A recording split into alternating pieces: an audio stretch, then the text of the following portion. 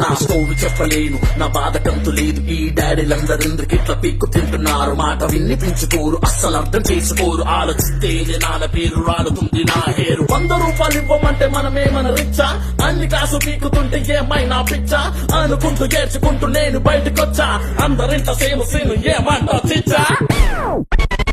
Oh my God, Daddy, just don't beat my body.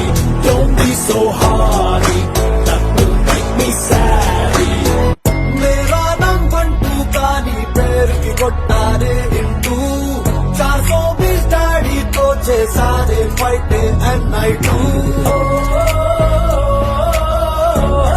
అమ్మకి మొగుడు